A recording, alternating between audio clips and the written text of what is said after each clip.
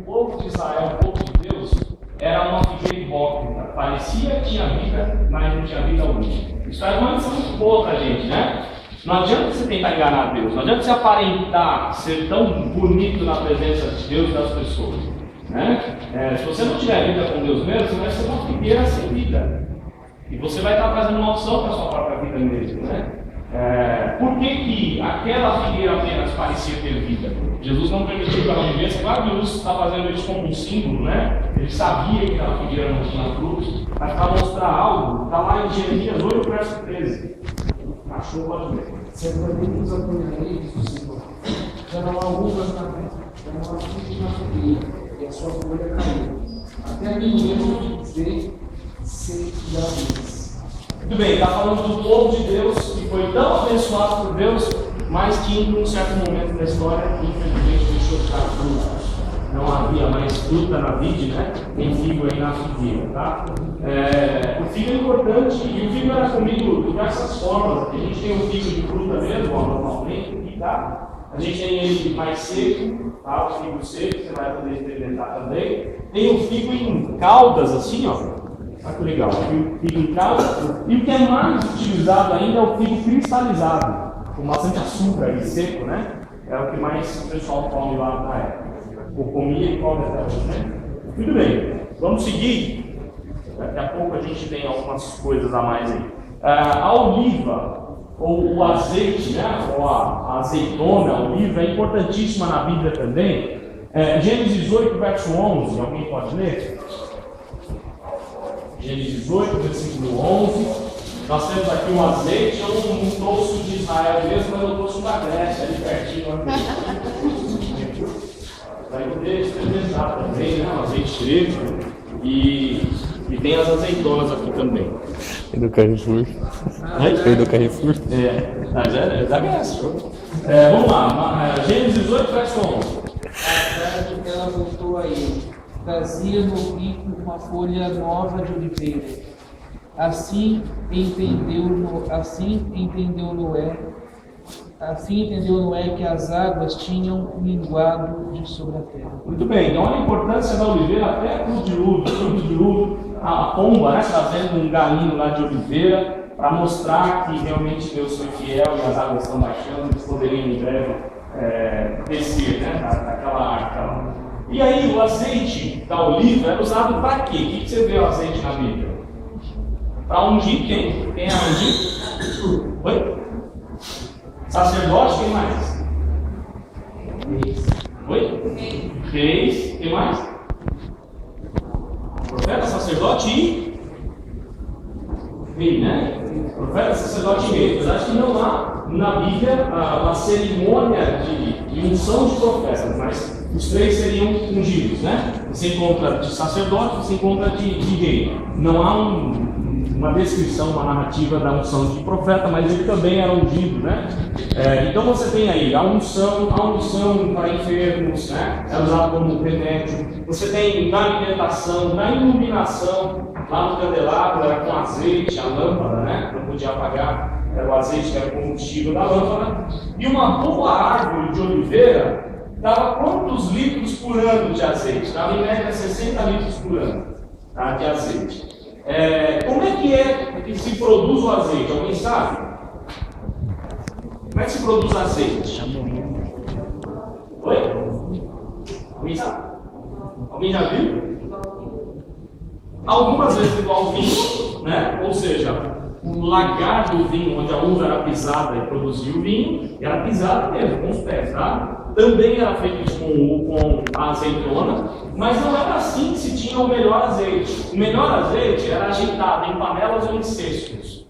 E agitava-se bastante, por isso o melhor azeite é caro, é difícil fazer. Né? É muito difícil fazer. Então o azeite era tirado e extraído da azeitona, né? Mas depois eles foram melhorando e inventaram uma prensa de pedra para fazer o azeite. E essa prensa de pedra, ela se chamava Gat Shemam. Alguém se lembra? Alguém consegue pegar um texto bíblico com esse nome parecido? Jardim da Oração. Getsemane, onde Jesus foi prensado ali, né? A ideia de Jesus estar pertinho do Monte das Oliveiras, é o mesmo complexo, é o mesmo acesso do monte, E Jesus está sendo prensado ali, né? A dor é muito forte, o sofrimento é muito grande, ele está suando gotas de sangue, né? E aí Jesus está sendo literalmente prensado. A tribulação dele, tribulação é prensar, né? Ele está sendo prensado como se tirando o azeite dele, né? Ele está no monte onde o azeite era prensado, né? Prensa de pedra, ou guete, chamando, tá? Aí nós temos a coalhada, ou a manteiga, né? A coalhada, o creme e o queijo também, que era muito usado. Você tem isso em lugares diversos na Bíblia. Vamos ler apenas um texto. Provérbios 30, verso 33. Tem uma coalhada aqui, ó. Uma coalhada seca, no azeite. Tem uma coalhada fresca, onde eu fui comprar, tem que coalhada fresca no Bíblia, né? Claro que não tem milagre. Mas está escrito aí, coalhada fresca. Libanês que fizeram. Provérbios 30, 33. Tem algumas coisas que ele fala, tá? Vamos lá. Me achou? Porque o bater. Ladies first. Porque o espremer do leite produz manteiga, o espremer do nariz produz sangue, o espremer da ira produz contento. Muito bem, então, uma referência aí à manteiga, mas a manteiga, ou a coalhada, né? Quando aparece manteiga, não dá para saber com precisão se é coalhada, se é creme, se é manteiga. O que é certo de saber é que o judeu não come estrogonofe de jeito nenhum, né? Ele tem derivado de leite com carne. E ele não come. Por que ele não come? Deixa eu ver se eu acho isso. Aqui. Deuteronômio 14, 21. Alguém leia, por favor. Começando a chegar mais coisa aqui, ó. Você pintou um negócio aqui, ó. Hugo! Isso. Tem limão? Só falta limão. Deuteronômio 14, 21. Isso. Não comereis nenhum animal que morreu por si. Podereis dar ao estrangeiro que está dentro da tua cidade, para que o coma, ou vendê-lo ao estranho, porquanto sois povo santo ao Senhor vosso Deus. Não cozerás o cabrito no leite da sua própria mãe. Eles pegaram a partir desse texto, não tanto nos tempos bíblicos, mas mais hoje, entendeu? Cheio de simpatia, né? E eles não comem de jeito nenhum carne com leite, até hoje, isso não comem. Aliás, tem algumas linhas de judeu que só vai comer alguma coisa derivada de leite 6 horas depois da carne. Outros 1 hora e 12. 1 hora e 12 minutos. Tem que ser 1 hora e 12. Pois é. Olha, a minha especialidade é o McDonald's. O McDonald's não tem queijo no lanche. Interessante. Eles fazem sem queijo. Pois é, interessante. Não tem nada derivado de leite com carne. Comeu carne não tem leite, tá? Por isso que o queijo era mais comido de manhã, né? E a carne mais à noite. Aí vamos lá. Estamos chegando mais para o fim aqui, para o momento mais importante, que é a degustação, né? Tem 2 elementos importantes que o Vanderlei e o Anderson vão trazer para vocês. A carne, que era um alimento importante aí do povo de Deus, né? A principal carne, a mais cara e a menor para eles era o novilho, né? Lucas 15, verso 23. E aí a mais baratinho lá, que o pessoal comia também, Lucas 15, verso 29. Na mesma história tem as 2 carnes aí, Lucas 15, 23, Lucas 15, 29.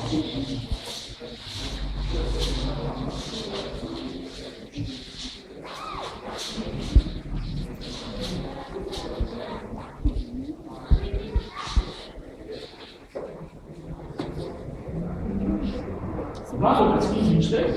Pedaço de cabrito. Cabritos, né? Tudo bem, aí Lucas 15, 29.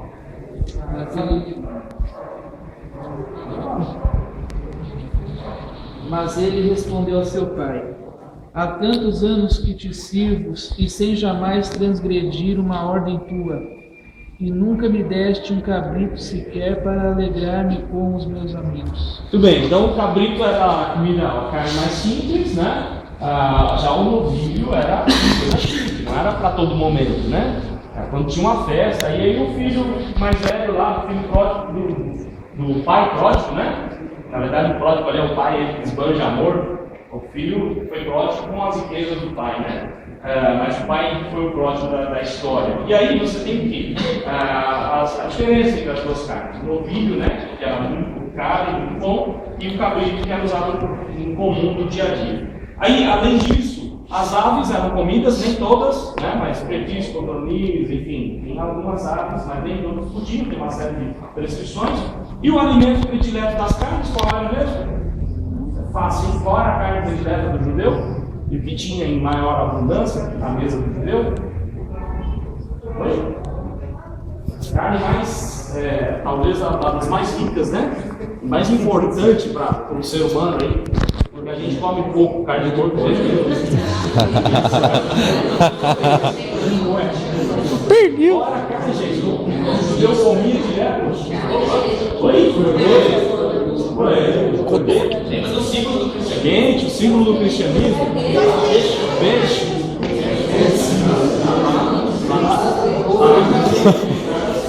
Cordeiro com molho de hortelã ainda. Até porque o judeu não podia comer de jeito nenhum carne com sangue. De jeito nenhum, não pode.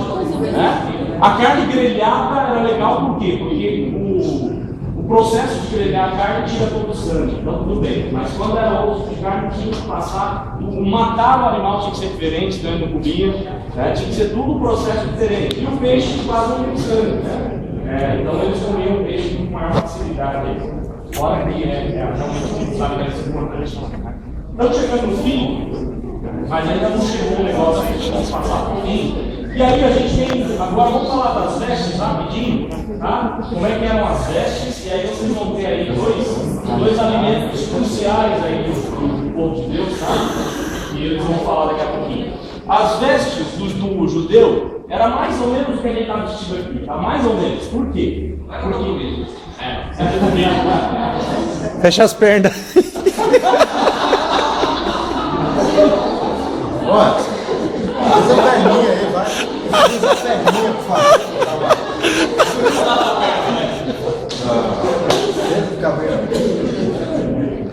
Desculpa. As vestes do judeu eram mais ou menos assim. Judeu homem primeiro, depois judeu dia, né? Uma mulher, mas primeiro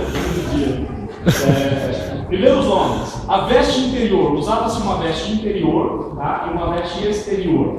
A veste, na maioria das vezes, as vestes eram feitas de linho, tá? O linho era importante porque era vegetal, tal. Era usado também, às vezes, lã ou algodão, mas o linho era mais fresquinho, muito utilizado nas vestes do povo judeu aí. Era a parte de baixo, né, uma veste interior, é como se fosse uma camisa grande que a gente usa hoje, tá? Você que de repente um homem, né, que gosta de usar camisas e tal, só que é uma camisa que ia até o joelho. Uma veste que ia até o joelho, tá? Uma camisa inteiriça até o joelho, com um lugar para colocar o braço e tal, e ia até o joelho, tá? E aí, se você estivesse usando somente essa roupa de baixo, só essa camisa, esse camisão aí até o joelho, para algumas coisas você era considerado nu. E aí tem uma referência, algumas referências na Bíblia, vamos ler uma só. João 21, verso 7. João 21, 7.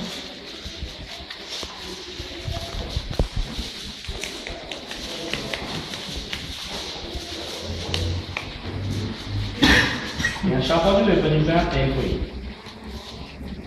Aquele discípulo a quem Jesus amava disse a Pedro: é o Senhor?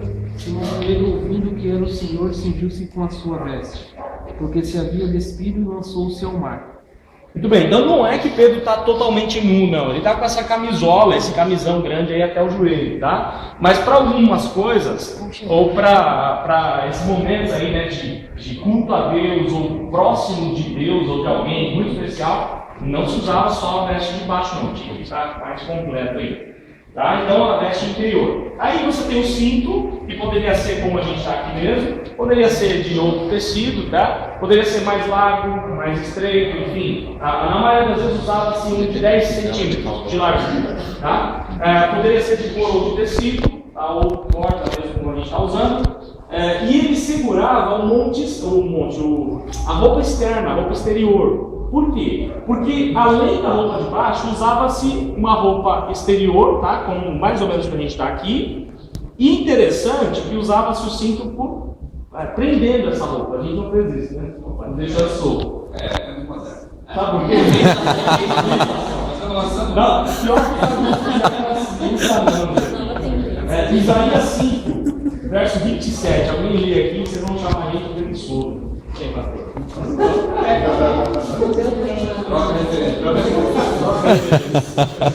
Isaías 5, verso 27.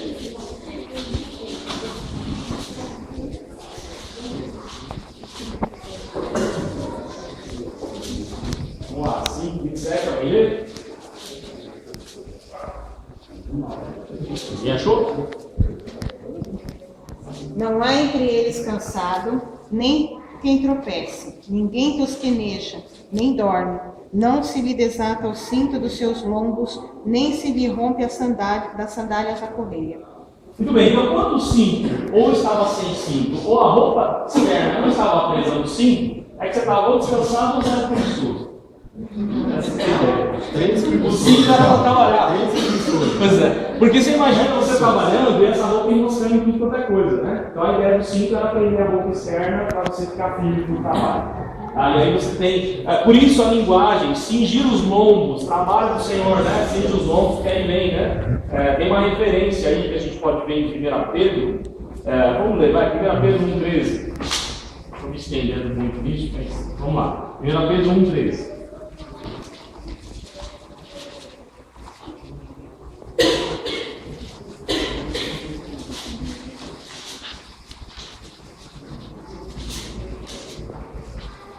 Olha a ligação que Pedro faz aí do cinto, né?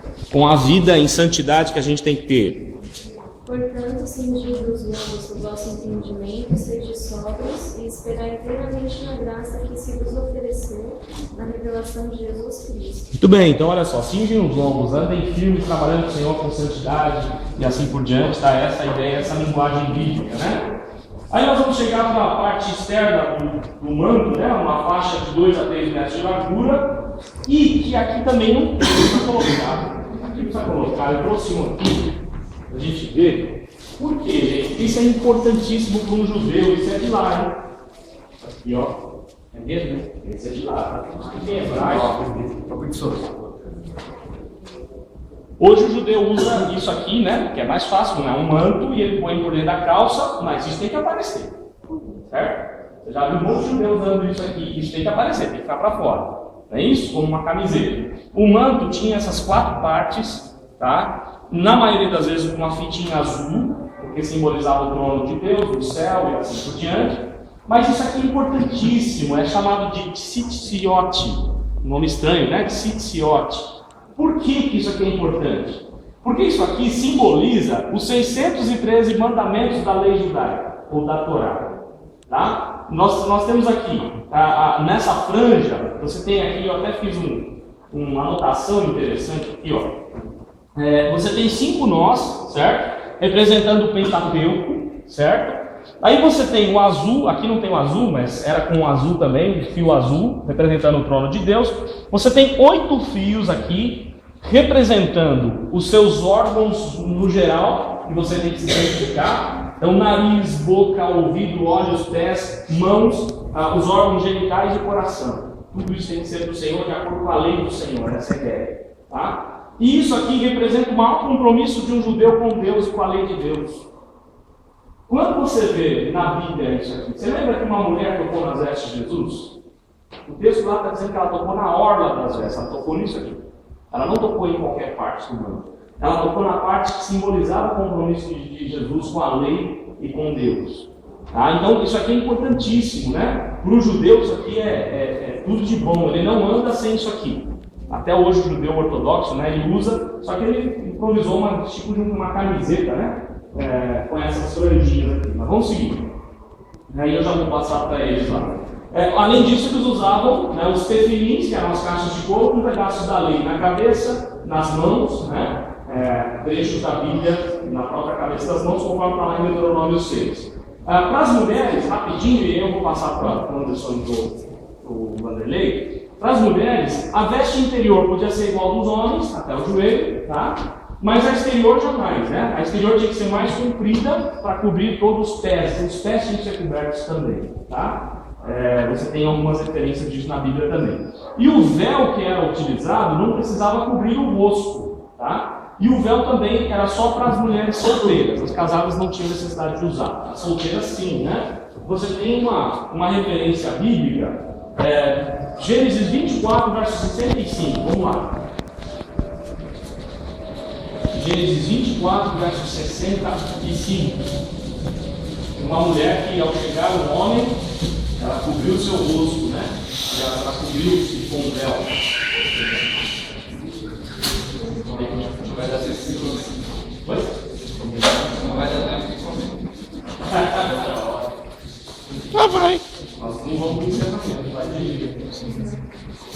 Vamos lá, alguém lê aí? O seu servo, quem é aquele varão que vem questionar o nosso encontro? O servo diz: este é o meu Senhor. Então, como ela, o véu E se cobriu, né? Ou seja, a mulher solteira não podia ficar sem o véu diante do homem, né? E ainda mais um pretendente. Ela vê que é um pretendente dela, não, a gente se cobrir, não pode ficar sem o véu. E aí nós temos outras referências, mas não dá mais tempo. E aí eu vou passar para o Anderson, depois para o Anderlei, e a gente vai encerrar e fazer a parte que vocês mais querem fazer.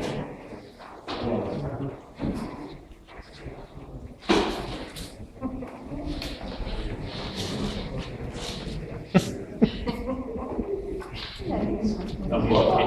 Estão rindo pra mim ou rindo de mim? Os dois. Poderia essa parte aqui, está conversando com vocês sobre o vinho, e é bastante interessante a gente pensar, né? Pesquisando essa semana sobre o vinho nos tempos de Jesus, uma coisa que me chamou a atenção é a quantidade de polêmica e controvérsia que existe sobre o vinho da época. Na verdade, a palavra usada para vinho na Bíblia é uma só. Né? Só se usa uma palavra e você vê referências dela desde muito cedo na Bíblia. Desde Noé, né?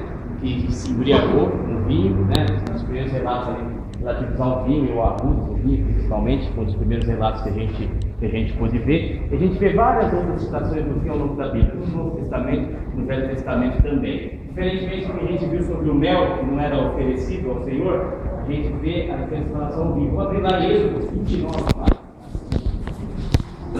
Quem achou, pode deixar. Rapaz, tem gelo aqui no vinho aqui. Dificuldade da frente. Quem achou, pode ler.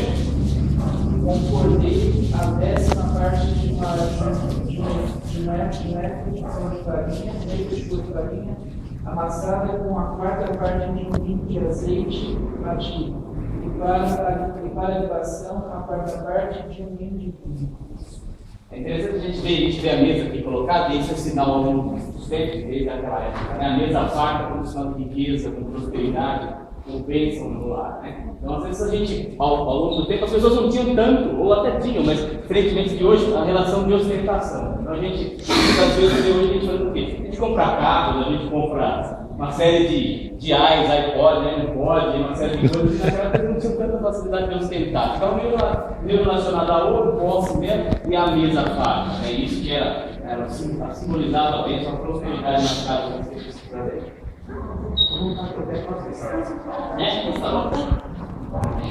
E a gente vê então o vinho ao longo de toda a história bíblica e passando até agora. É lógico que o produto daquela época não era um produto tão elaborado quanto de hoje. O processo de fermentação ao longo dos anos não mudou, mas era um vinho muito mais rudimentar, até pela relação do local, do clima que eles tinham, a qualidade do solo. Né? Então não era um vinho com tantos tons, com tantos aromas, não era um vinho com um buquê super elaborado, né? Era um vinho muito mais simples. Embora já se perceba a diferença dos vinhos naquela época, tinha o vinho bom e o vinho melhor. A gente pode ver isso no primeiro milagre de Jesus, logo da palavra de Deus, em João 2.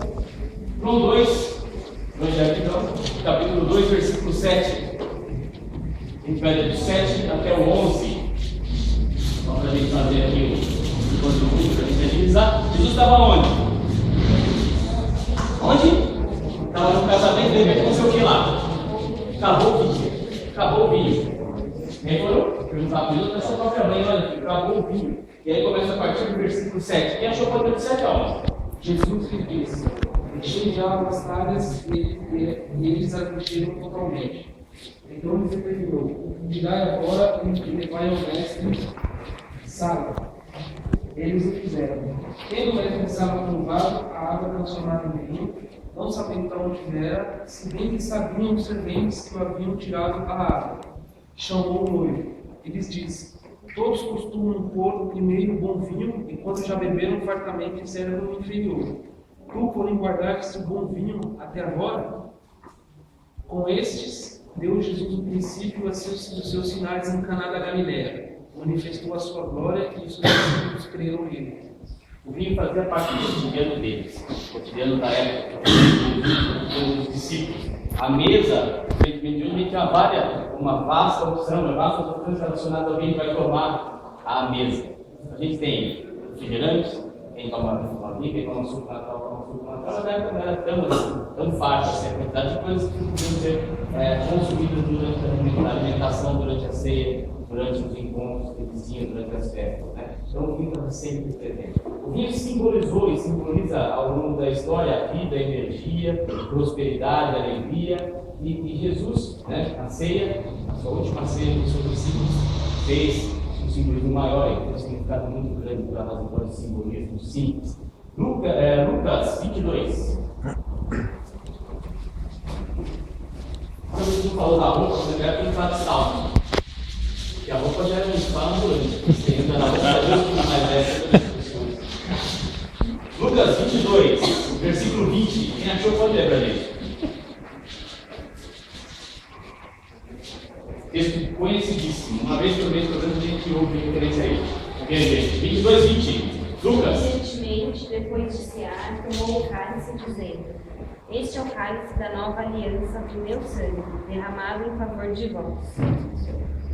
Todo mês, pelo menos, a gente tem alusão a esse texto uma vez aqui durante a Santa Ceia, durante a ceia do Senhor.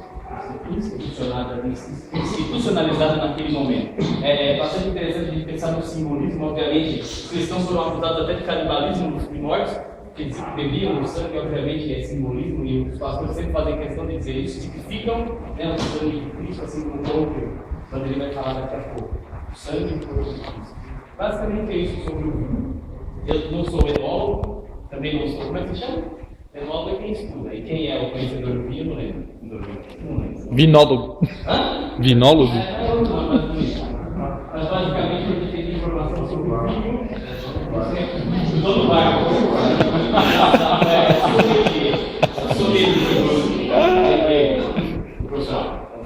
Mas não sei, tem uns diferentes. Basicamente, o vinho diferente que a gente tem hoje, o processo de fermentação mesmo, obviamente tinha de alcoólicos, senão as pessoas não ficariam alegres quando abusavam do vinho, a gente vai várias advertências em relação a isso. A gente proibitiva quando ao luxo, principalmente quando ao luxo, né? E basicamente isso. Vanderlei contou agora, né? Mas. Eu olhando agora quando está para cá, eles vão fazer, para poder saber como tem que reportar. Lá e não cair na risada. Lá estava vindo essa mensagem.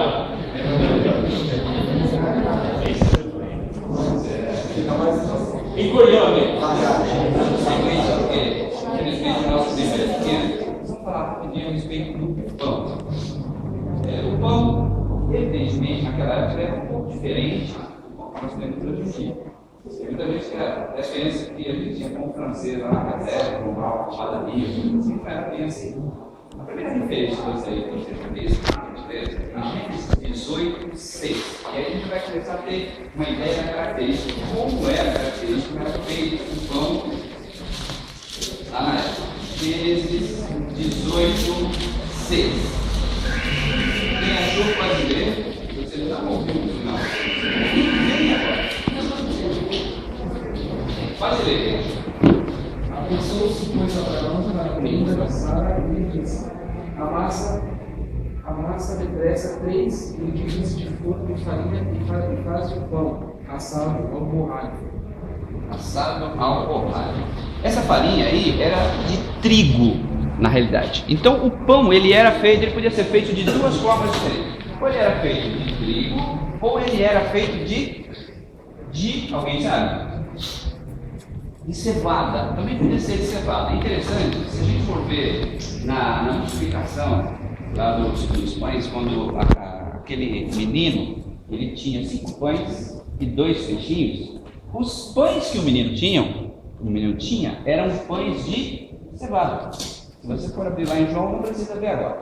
Mas se você for abrir lá em João, você vai ver que aqueles pães faz menção de que eram feitos de cevada. Então, podia ser feito ou de trigo ou de cevada. Esse borralho que ele fala aí no capítulo 18 de Gênesis, versículo 6, eram pedras que eles aqueciam, pedras quentes, e eles assavam esse pão ali nessas pedras. Então, isso é esse borralho usado então para assar. A menção a respeito do pão na Bíblia, existem muitas referências que falam, muitas situações que falam a respeito disso. A gente poderia lembrar de algumas delas, como por exemplo, o exemplo do maná, que está lá no capítulo 16 do livro de Êxodo. Nós não vamos ver todo o capítulo que fala a respeito disso. E Jesus, e Deus providenciando ali para eles o alimento do povo que estava ali no deserto. Então era pão mesmo ali naquele caso, né? No capítulo 16 dias ele fala a respeito disso. Outro local onde a gente menção o pão estava presente, também era lá no tabernáculo. E o pão, ele ficava lá na arca, até mesmo na arca havia um pedaço de pão, ou um pão ali colocado. E também na mesa. Então a presença do pão ali no tabernáculo. E um texto que eu gostaria de ver com vocês, falando também a respeito de pão, muito importante, é quando Jesus fala a respeito disso. Então eu vou pedir para você abrir com gentileza em João, Evangelho de João, capítulo 6.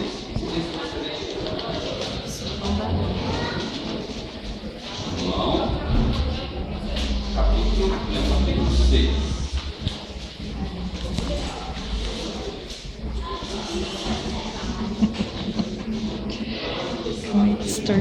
Os versículos são 31 a 35.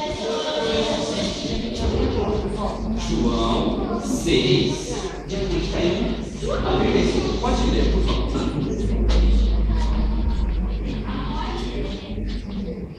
Nossos pais viveram na terra, Deus amou Cristo Jesus, na verdade, Moisés não nos deu condição, mas detalhes não obedeceram.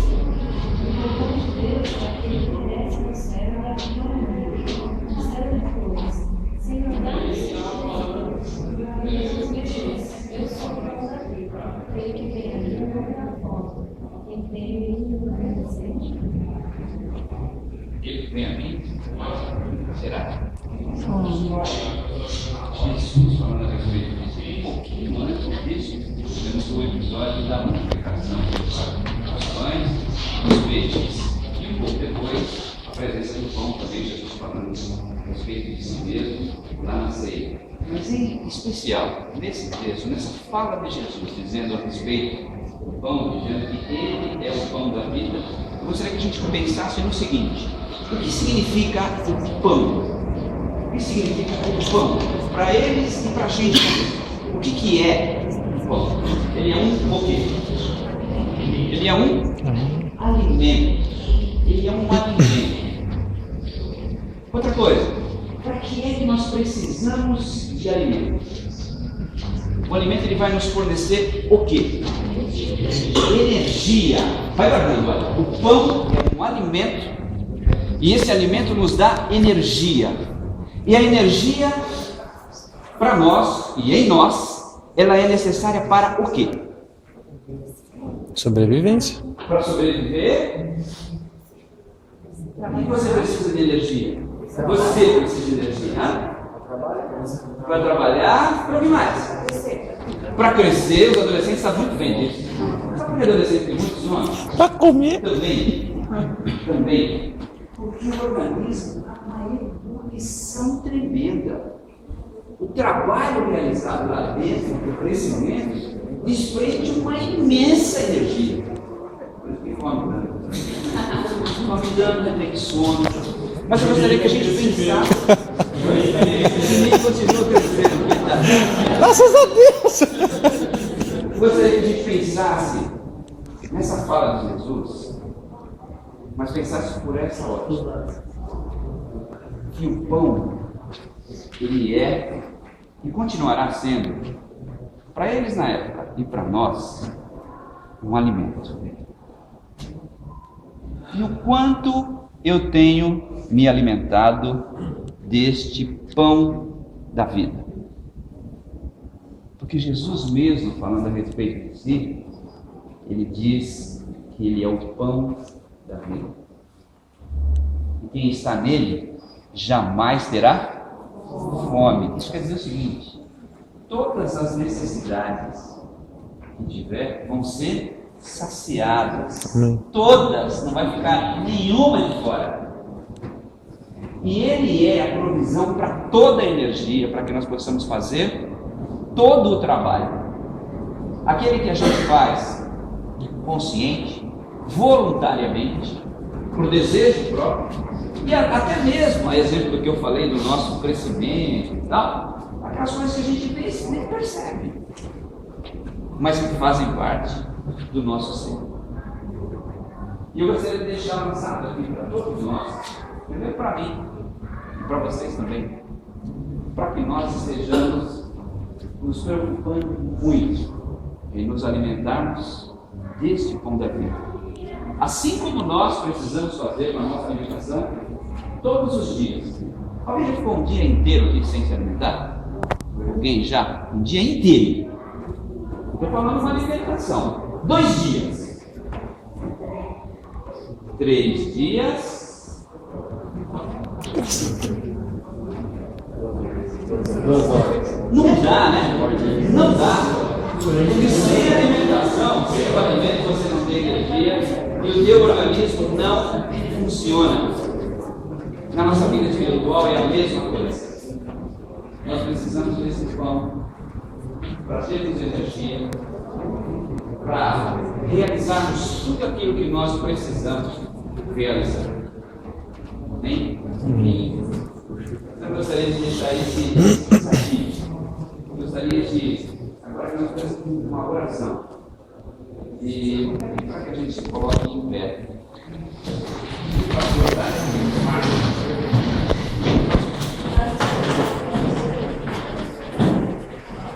Gente, fica o convite que foi feito aí pelo Vanderlei, né? Os pães estão aqui e nós queremos que você experimente o pão, tudo que está aqui na mesa, experimente, né?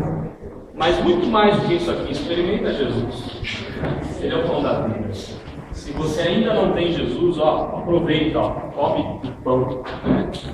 Aproveita e se alimenta de Jesus, que ele é importante demais. Vamos lá?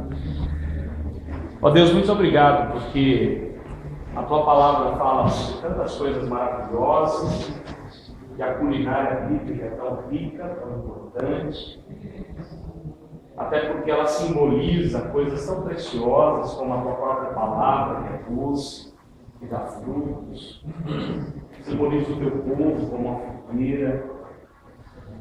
Mas os maiores símbolos que nós temos na tua palavra, do alimento, é o pão e o vinho, porque eles representam o teu próprio filho. Por isso, nessa hora, Deus, em nome de Jesus, porventura algum adolescente ou jovem aqui que ainda não experimentou Jesus como o pão da vida, o Senhor mesmo vem entrar nesse coração, que eles possam ter vida abundante. E, ó Deus, que o Senhor mesmo esteja falando ao coração deles, dirigindo cada momento das suas vidas. Também cuida de todos aqui, para que tenhamos o desejo de conhecer mais a tua palavra, o Senhor. E obrigado por esse alimento que vamos comer também agora, que ele não venha faltar no nosso lar, e ele seja um símbolo, ó Deus, das muitas bênçãos que eu tenho derramado sobre nós. Também te agradecemos por todos aqueles que trabalharam para que essa aula acontecesse, Mara, Neira, Fátima, Sandra, os outros que nos bastidores puderam trabalhar, dando ideias, fazendo outras coisas. Nós te louvamos, porque Nós temos uma igreja que está sempre pronta a servir, a conhecer o Senhor a cada dia. Continua conosco e dá-nos uma tarde gostosa, para que logo mais nós estejamos juntos novamente. Nós oramos em nome de Jesus. Amém. Vamos lá, gente, vamos lá.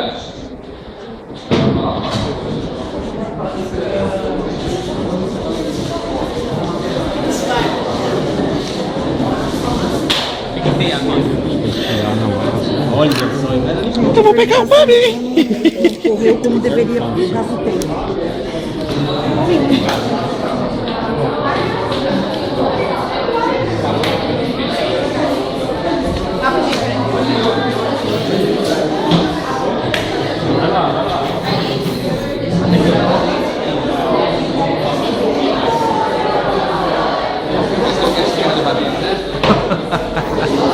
Gostoso, né? Por que fica assim, ué? Ah, fica assim! Agora eu tô gostando, essa igreja tá entrando no manto. Ô, glória!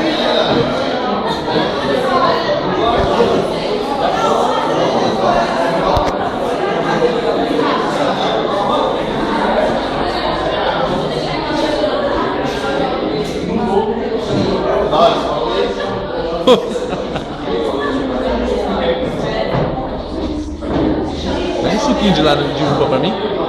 Suquinho de uva? Não, isso aqui é importante. Ah, tá gostoso! Só faltou uma gocinha!